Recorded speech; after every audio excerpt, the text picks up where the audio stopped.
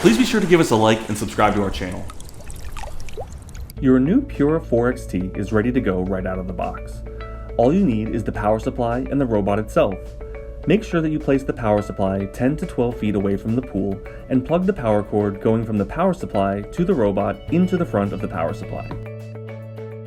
Before we put the cleaner into the pool, make sure that the pin located underneath is securely attached.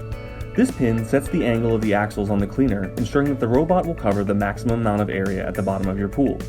Simply locate the pin, remove it, and adjust how you would like. Always make sure that the pin gets secured at a point on the robot that is below where the axle is so that it's sitting on the pin. Once it's adjusted how you like, it's time to put it in the pool.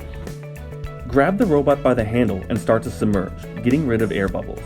These bubbles can affect the robot's buoyancy, so eliminating them helps the robot's operation.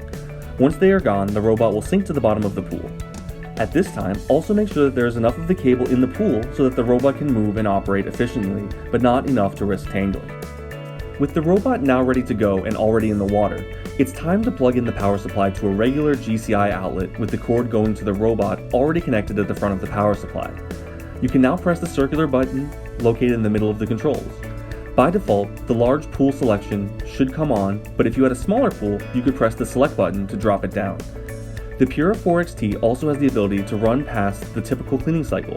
Just press the external timer button. This will require you to have an external timer connected, which will run until you shut it off or the timer runs out.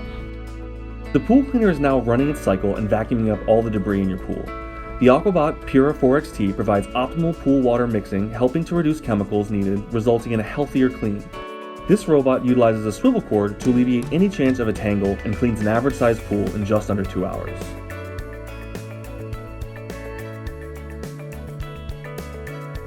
When the robot finishes or you want to remove it, go ahead and turn the power supply off and disconnect the robot's power supply before taking the robot out of the pool. At this point, you can gently pull the robot's cable, pulling it closer to the surface where you can reach out and grab the handle.